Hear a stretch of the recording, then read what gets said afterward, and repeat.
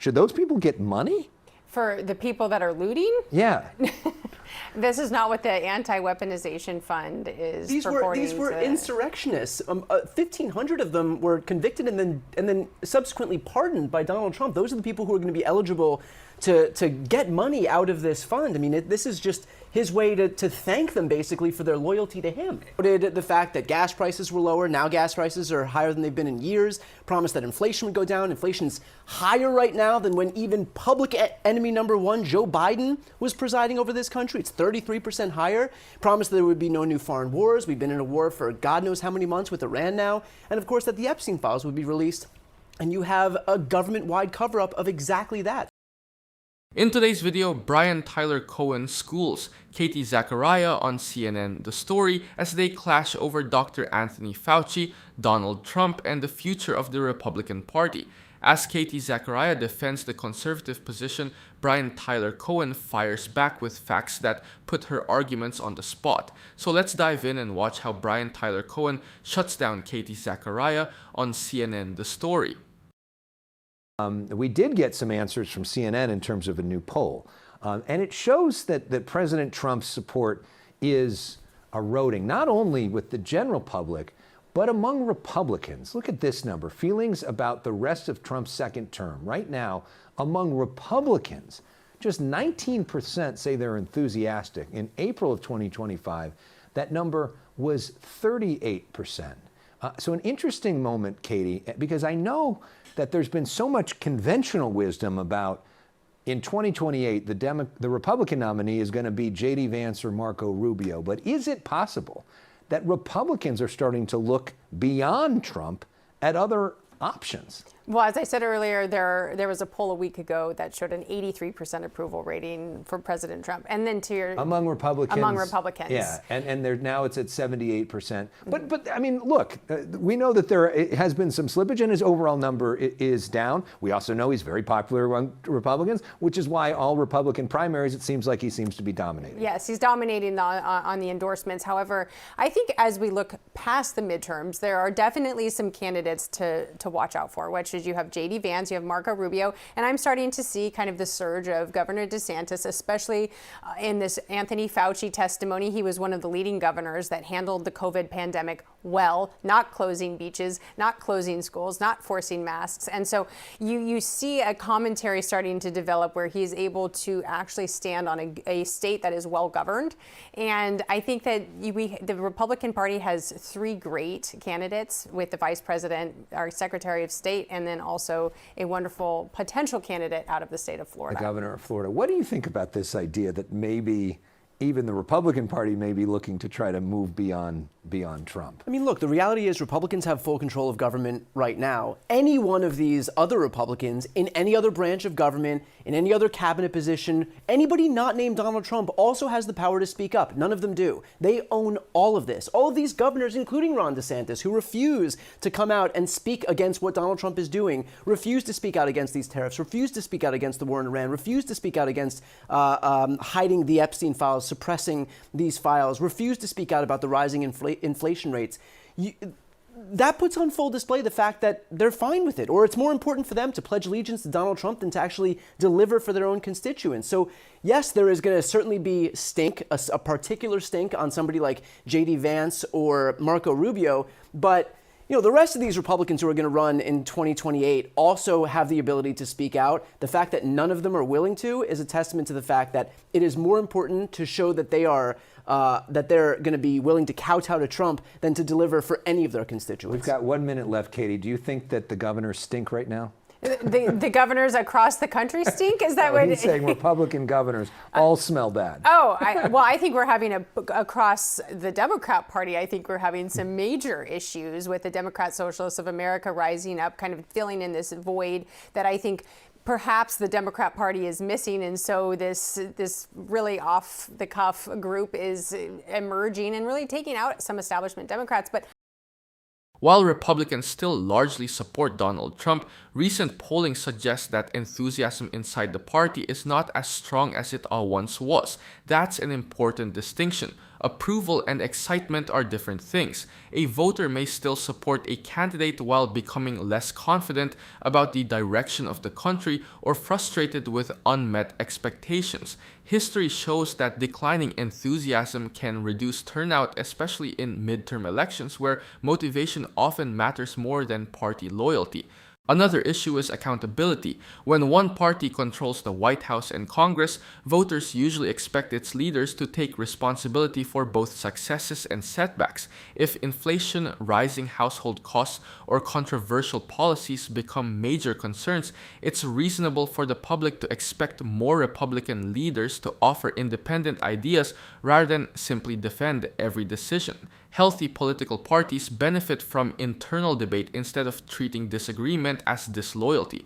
There's also the broader question of leadership after Trump. Potential Republican contenders like Ron DeSantis, J.D. Vance, and Marco Rubio may have their own strengths, but they'll eventually have to explain how their agendas differ instead of relying solely on association with Trump. Voters often reward candidates who demonstrate independent judgment, particularly when economic uncertainty becomes a dominant issue. At the same time, most Americans aren't focused on political rivalries. They're focused on everyday life. Families care about whether groceries, housing, insurance, and utility bills are becoming more affordable. If those costs continue to strain household budgets, campaign slogans won't carry much weight. Ultimately, elections are decided less by partisan talking points and more by whether voters believe their lives are genuinely improving. That's the standard every party will ultimately be judged by. What I also think is middle America just wants to be taken care of. The grocery prices down, gas prices down, and I think that as we head towards the midterms, I want to see the Republicans on my side and maybe for the Democrats on your side, but I want to start seeing my Republicans work harder in Congress. Politicians are so unpopular right now that there may be an opening for outsiders on both parties. But first, we got to get through those midterms. Jon Stewart, we're ready for you. Brian, come back, both of you. Brian, why not just put this anti-weaponization fund thing in writing?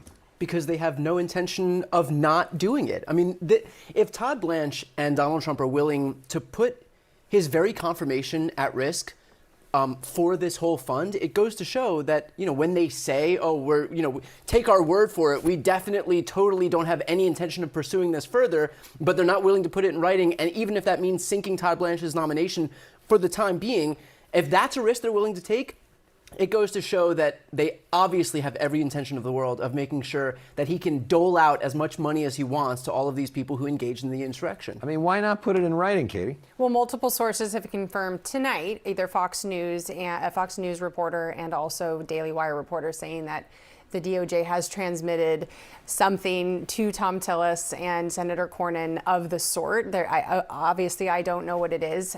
In addition, he said in his sworn testimony that this was not on the table. Multiple times he said this. So I know that they're saying that this sworn or that's written transmission hasn't been received or sent, but other sources have said otherwise. And you think that that's a good idea, that they should back down from the anti-weaponization fund? Well, I'm not going to speak on whether or not he should. I think right now it's getting him over the finish line.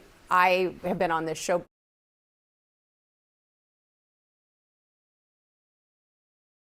facts behind it and the supporting case of Obama's precedent that he sent with a fund similarly situated. However, I do believe that sources have received these transmissions, and I actually don't think it's as in jeopardy as people are saying. I think it is insane, the notion that any Republican, if the roles were reversed, would allow a Democratic president billions of dollars to dole out to his political allies. If any Democratic president had some fund that they could pay off the ACLU and the NAACP and Planned Parenthood, Republicans and right-wing media would be apoplectic. Or even like in 2020, Republicans were so frustrated by all the looters during the summer of 2020 and George Floyd and all the people that came in and did property damage and all the rest of it. Should those people get money? For the people that are looting? Yeah. This is not what the anti-weaponization fund is purporting. These were insurrectionists. 1,500 of them were convicted and then subsequently pardoned by Donald Trump. This ultimately comes down to accountability and consistency. If the government creates a fund that could benefit people tied to a politically charged event, the public has every right to demand clear rules and transparency. Those safeguards shouldn't depend on whether Republicans or Democrats are in power, because public trust depends on applying the same standards to everyone.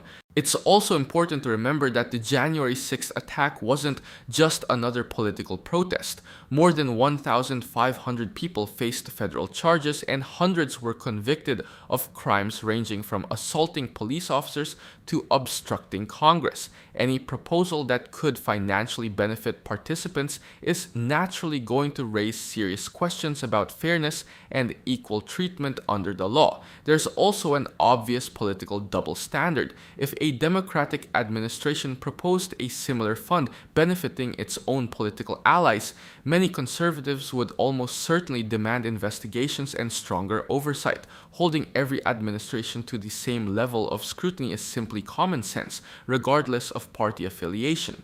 Meanwhile, most Americans remain focused on issues much closer to home. Polls consistently show that inflation, healthcare costs, housing affordability, and everyday expenses rank far above partisan battles. Families are more concerned about paying bills than reliving political controversies from years ago. That's why debates like this matter. Voters aren't just judging campaign promises anymore. They're watching whether elected officials follow through with transparency and accountability. If leaders truly want to rebuild public confidence, they need to prove that government decisions are based on fairness instead of political loyalty. Applying the same rules to allies and opponents alike is one of the simplest ways to restore trust, and that's something voters across the political spectrum can agree on. Those are the people who are going to be eligible to get money out of this fund. I mean, this is just his way to thank them basically for their loyalty to him. The anti-weaponization fund is predicated on the fact that we had unprecedented weaponization of our legal system against President Trump, and it gets many people, including pro-life activists and people who lost their jobs. And this isn't a personal slush fund. This is going to people who need to be able to fight back on the weaponization under Merrick Garland and Joe Biden. Meanwhile, there's got some new poll numbers from CNN that just came out today. I want to put them up on the screen. Trump's approval rating right now, the lowest of his second term, the lowest it's been since January 6th, at 34% approve, 66% disapprove. Is President Trump in touch with your problems? Put this up on the screen.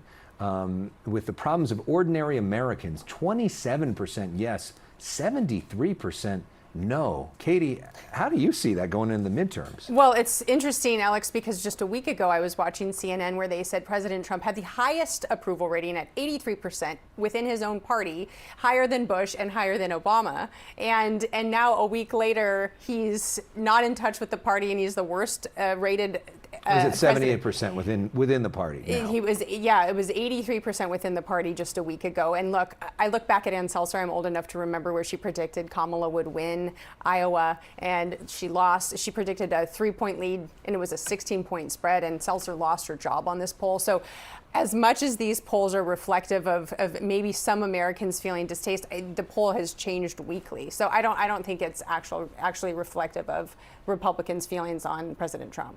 I think that we have seen a number of polls where the trajectory is the same on all of them. Donald Trump is reaching record low approval ratings, whether it's, any of the polls that have been tested lately. And I think that's a testament to the fact that his entire presidency is a graveyard of broken promises. I mean, this guy promised he would lower costs on day one. Instead, he started a trade war that sent the cost of everything surging, touted the fact that gas prices were lower. Now gas prices are higher than they've been in years, promised that inflation would go down. Inflation's higher right now than when even public enemy number one, Joe Biden, was presiding over this country. It's 33% higher. Promised that there would be no new foreign wars. We've been in a war for God knows how many months with Iran now. And of course that the Epstein files would be released. And you have a government-wide cover-up of exactly that. So on issue after issue, Donald Trump has shown that he doesn't care what he said on the campaign trail. It was just stuff to get people's votes. Now he's focused solely on, helping himself and his family, and those are the only people that are doing well in this economy. Of course, Trump and Republicans don't all see it that way. And One reason these approval numbers matter is that they reflect more than partisan politics. When multiple polling organizations show a similar downward trend over several months, it usually signals growing public frustration rather than a one-off statistical anomaly. Individual polls can be wrong, but consistent movement across different surveys is much harder to dismiss. Campaign promises also shape expectations. Voters generally judge presidents by whether everyday life becomes more affordable, not by political messaging. If families are still paying high prices for groceries, housing, insurance, and utilities, many will naturally question whether the promised economic improvements have actually arrived. Consumer confidence often depends more on personal experience than headline economic statistics. There's also a credibility issue. Political leaders from both parties lose public trust when campaign rhetoric doesn't match governing priorities. People are willing to accept difficult decisions if they're explained honestly, but shifting explanations or unfulfilled promises tend to erode confidence much faster than bad economic news alone. Transparency matters just as much. Whether the issue involves government investigations, public records, or controversial policy decisions, voters expect consistency. If officials promise openness but later appear reluctant to provide answers, skepticism grows regardless of political affiliation.